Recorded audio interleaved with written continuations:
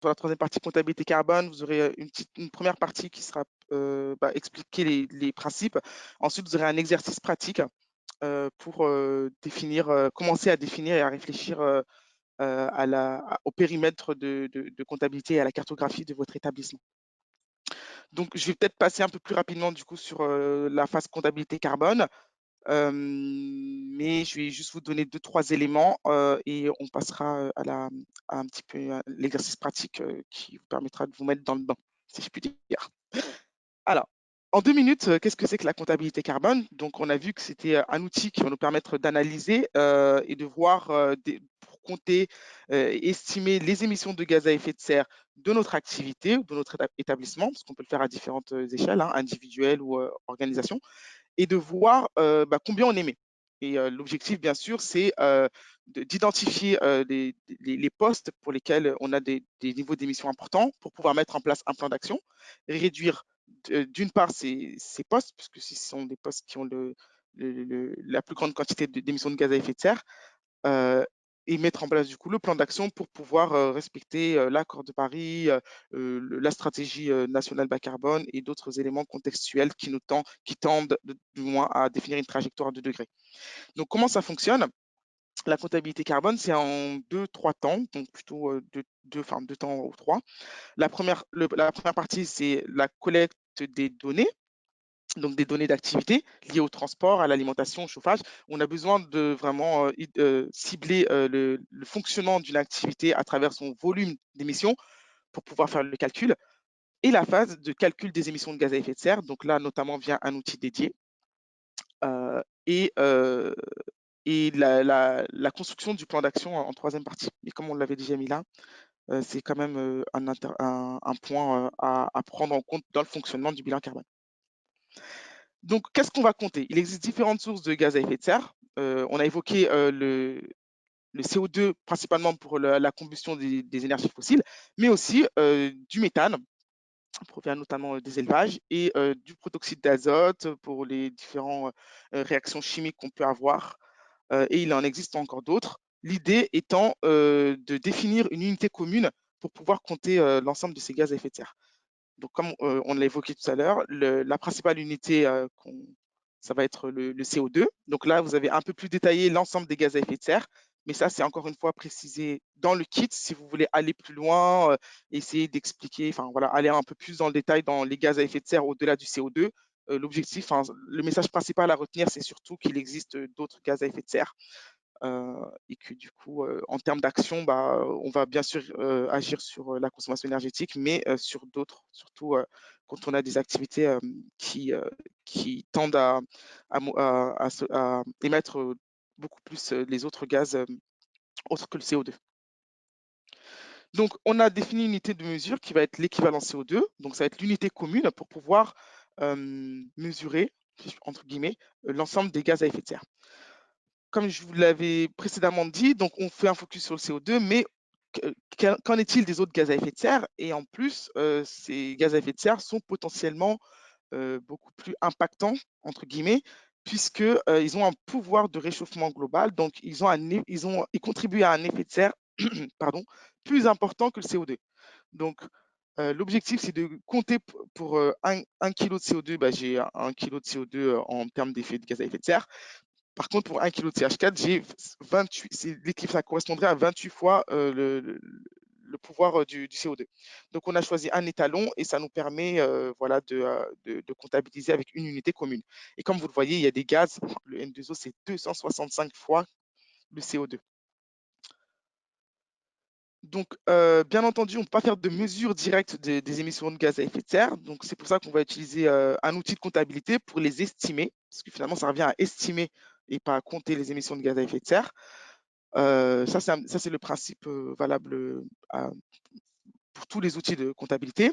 C'est de se baser sur un facteur d'émission qui va servir de facteur de conversion pour passer d'une donnée d'activité à une quantité émise de gaz à effet de serre. Là aussi, vous avez un détail beaucoup plus avancé dans les slides. Hein, si vous allez avoir pour anticiper les questions des élèves ou des choses comme ça, on a essayé d'aller un peu plus dans le détail. Mais l'idée générale, voilà, c'est de se dire on va quantifier les émissions de gaz à effet de serre en utilisant un facteur de conversion.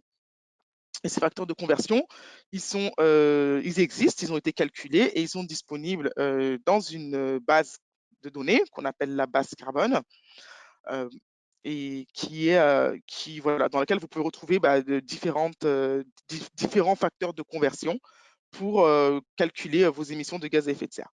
Donc là, à titre d'exemple, vous avez voilà, la quantité émise pour 14 000 kWh d'électricité, pour une certaine quantité de chauffage, pour une distance parcourue en voiture, pour un nombre de repas moyen. Alors, on a des niveaux de précision, enfin voilà, on peut même le calculer au nombre de repas, ou alors vous pouvez aller encore plus dans le détail et voir quasiment à quelle matière est utilisée pour quel repas. Mais l'idée, c'est d'avoir déjà une première approche, une première estimation. Et ça, c'est important puisque on raisonne en ordre de grandeur pour faire cet exercice de comptabilité carbone, surtout quand c'est la première fois qu'on fait l'exercice. L'idée, c'est pas d'aller finement au centième près pour avoir toutes nos données d'activité et des facteurs d'émission très, très, très précis, ce qui permet d'avoir, parce que finalement, le raisonnement ne va pas changer, que l'ordre de grandeur est amplement suffisant pour aboutir à l'objectif que se fixe la comptabilité carbone, donc qui est de pouvoir identifier le poste d'émission principal, le ou les postes d'émission principales. Donc vous n'avez pas. Après, bien entendu, en réitérant l'exercice avec l'entraînement, vous allez voir que vous pourrez récolter des données de plus en plus précises. Et avec ces données de plus en plus précises, ça va peut-être vous permettre de définir un niveau d'action auquel on ne pouvait pas penser avec un niveau de données général. Mais voilà l'idée de la comptabilité carbone et son fonctionnement basé sur le raisonnement.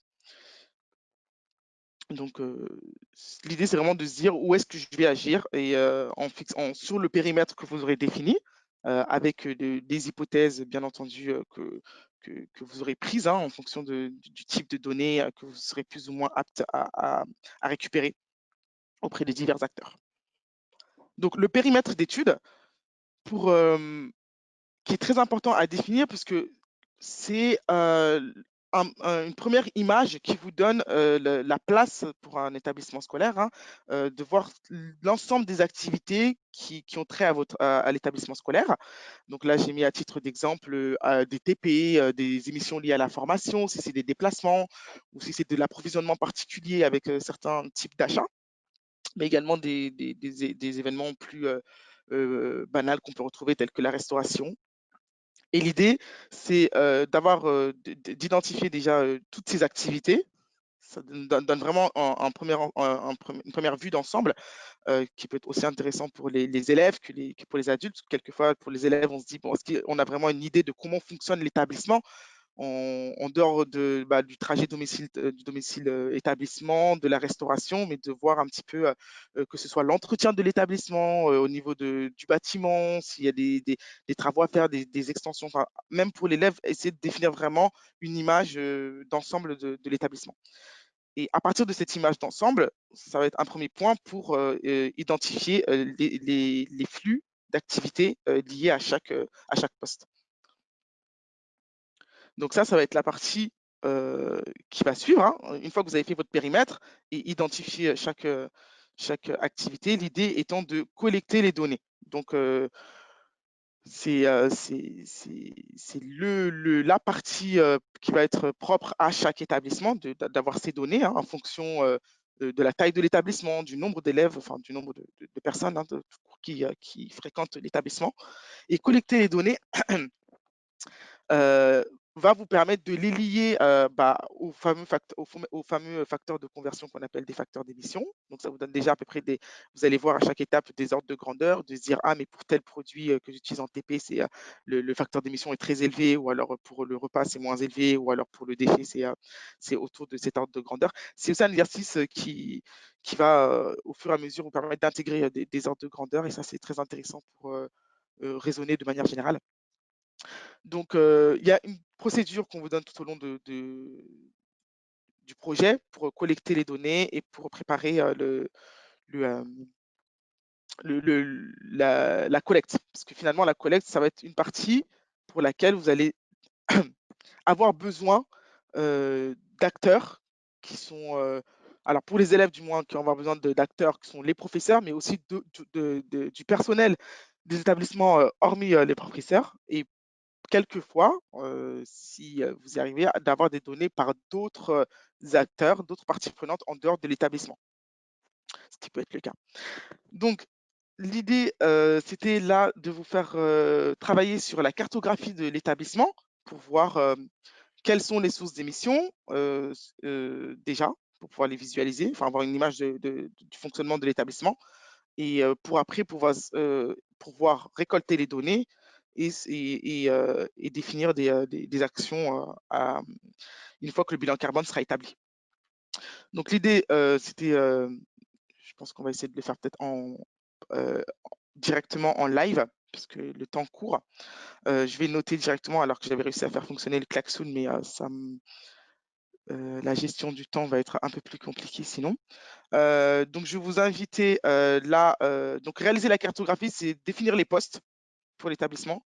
Et si vous avez en tête, si vous avez une idée, peut-être que vous avez déjà réfléchi ou déjà eu besoin d'accéder à ce type au type de données, réfléchir à la personne source qui serait susceptible d'avoir la donnée en sa possession. Donc là, je vais reprendre le fameux klaxon qui fonctionne.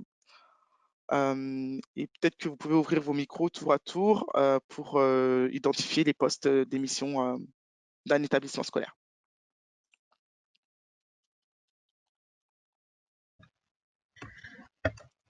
La cantine. Oui. Alors ça, je vais le mettre en titre. Donc, je vais mettre restauration de manière globale. Je vais mettre au milieu. Hop. Alors, quel autre poste Le chauffage. Oui.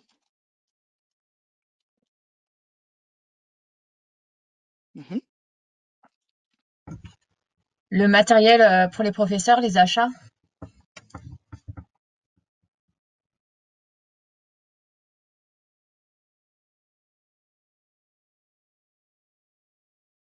Tout l'équipement informatique, enfin l'utilisation de l'informatique dans l'établissement.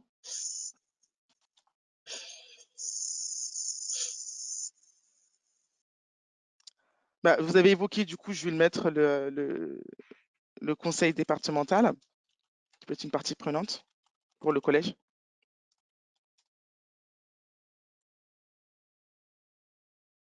Je vais mettre les acteurs ici. Pour le lycée, c'est la région. Hein. La région, tout à fait. Avec une minuscule. Dans le collège, c'est l'intendante. Le dragon. Dans certains collèges, c'est le dragon.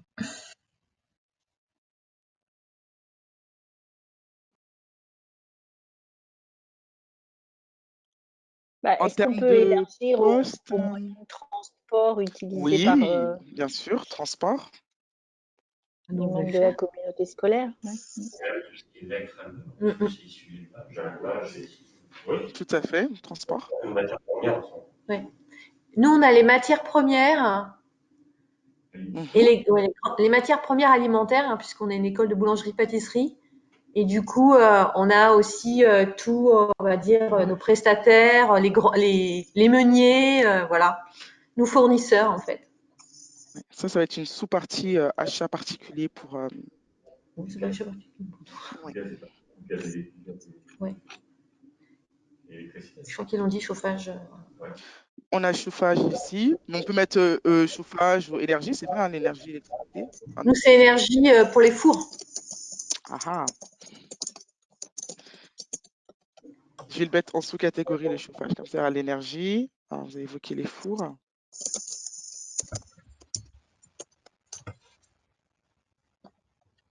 La quantité de déchets. Les déchets, tout à fait. Alors, comment je vais faire ça? Hop. En chapeau comme ça, les déchets.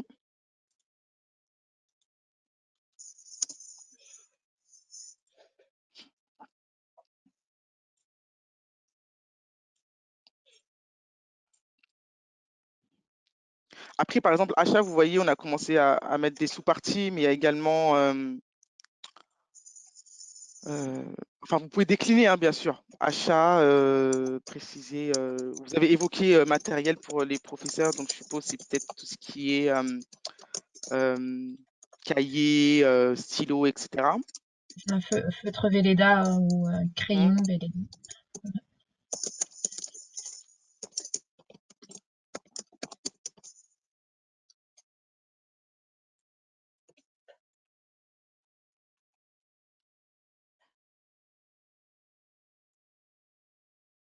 Pour les professeurs des SVT, est-ce que dans les TP, il se passe des choses particulières?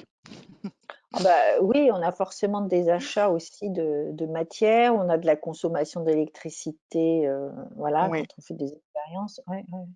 Mm.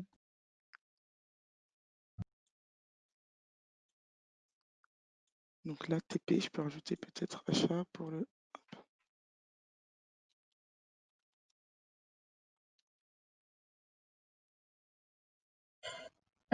Tout ce qui est utilisation numérique, ça a aussi une conséquence énergétique. Oui, alors numérique, Ça je vais rejoint mettre l'informatique, mais c'est informatique, aussi ouais.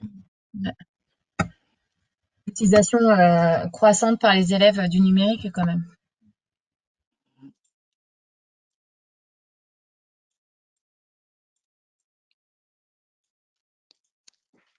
Alors là, ça me permet de faire le pont avec, avec une question que vous aurez à définir d'ailleurs. En fait, en général, on fait la cartographie bien sûr pour l'établissement et après vous définissez une période. Donc généralement, vous allez fonctionner typiquement sur une année scolaire, peut-être. Comme ça, vous avez le nombre d'élèves qui vous suit, enfin le même nombre d'élèves sur l'année. Après, en fonction des données, à vous de voir si est-ce que c'est faisable de le faire sur une année scolaire, est-ce qu'il faut, en termes de gestion de données que vous pouvez récupérer auprès de l'intendant de la région ou d'autres acteurs, est-ce qu'il vaut mieux pas réfléchir, faire le calcul sur une année civile? Donc ça, ce sera c'est des questions à se poser. Donc je note. Parce que du coup, ça va vraiment impacter. Enfin, là, on définit juste la cartographie, mais bien sûr, il faut déterminer en amont la durée, la période, comment on dit, la période d'évaluation. Surtout avec le confinement l'année dernière, si on peut faire de février à Exactement. février, c'est peut-être mieux. C'est pour ça que j'ai pensé quand vous avez évoqué le numérique, parce que je me suis dit, enfin, ça a été une période, je pense, d'explosion de l'usage du numérique. Et là, d'ailleurs, on le voit avec les éléments que vous nous indiquez pour la rentrée, via l'achat de matériel spécifique en nombre. Donc,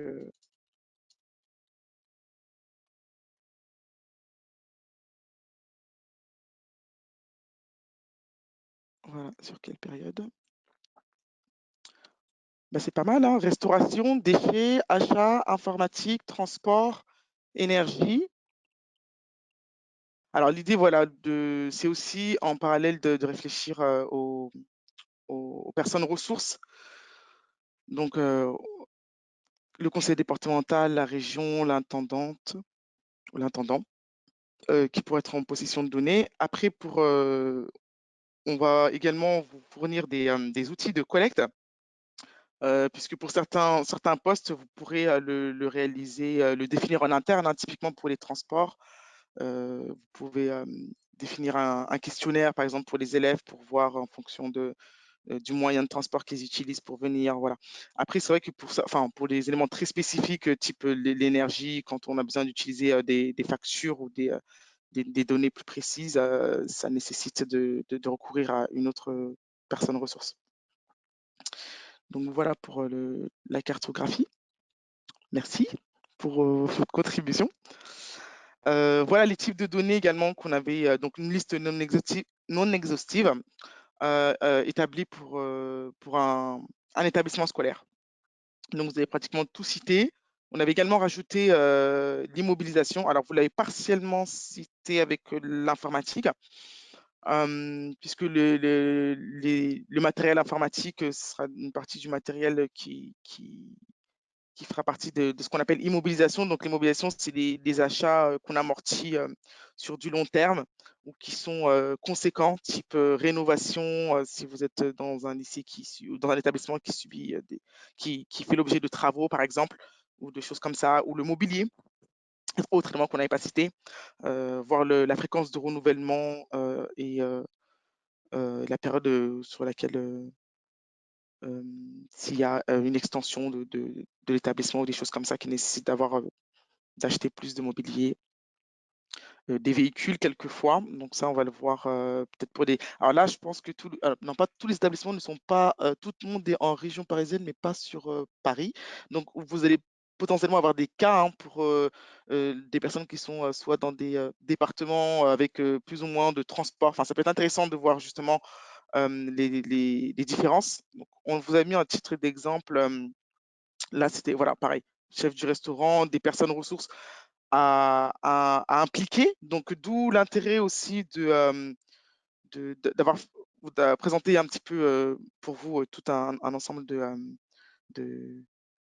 de parcours, hein, de l'énergie au climat, parce que finalement, c'est aussi une acculturation pour les adultes de l'établissement, non seulement ceux que vous allez devoir, que les élèves vont solliciter avec votre aide pour les données, mais également pour l'ensemble des personnels qui pourront être sollicités à des étapes ultérieures, telles que pour la phase de construction du plan d'action.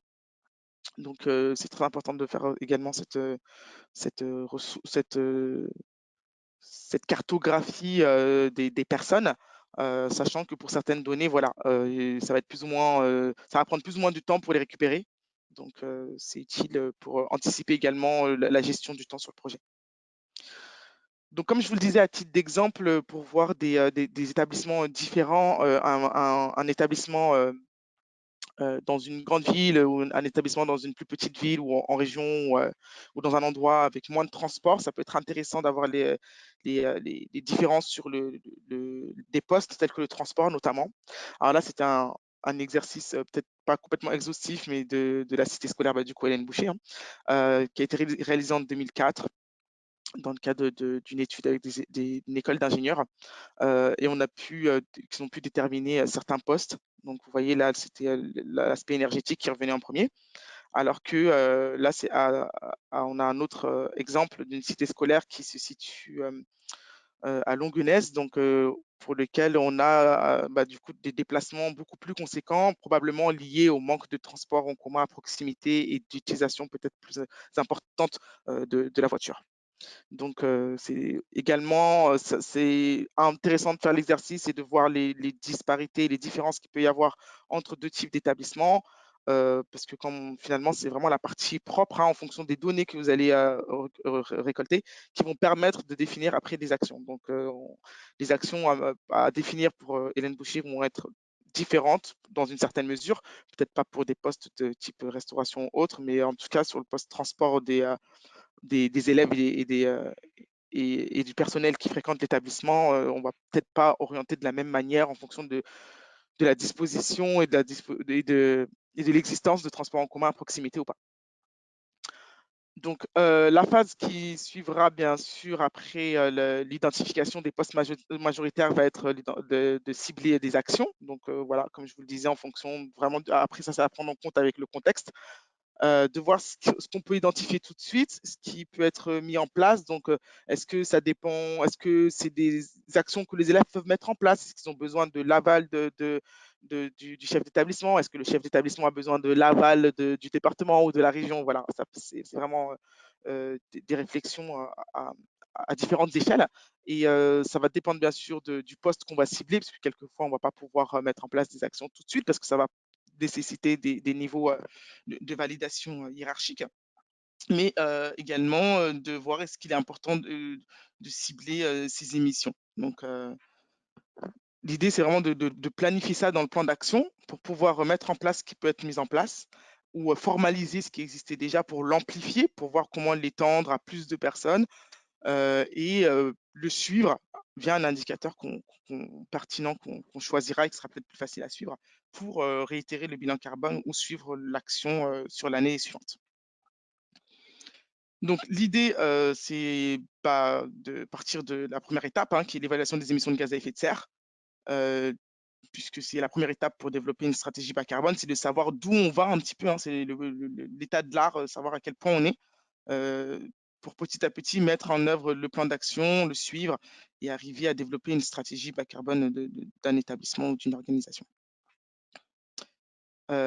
Pour avoir en tête également des objectifs à l'échelle nationale, internationale, donc j'ai quelquefois cité dans les slides, mais c'est de se dire vraiment, c'est l'établissement qui apporte sa pierre à un effort collectif et à un objectif à viser national et international. Donc, on vise la neutralité carbone non seulement pour la France, mais également pour l'Europe, hein, avec les, euh, les dernières mesures qui ont été annoncées pour la région, enfin pour l'Europe.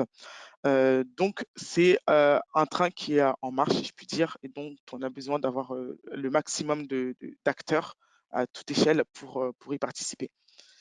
Donc, à titre d'exemple, on a beaucoup cité par exemple le transport qui reste un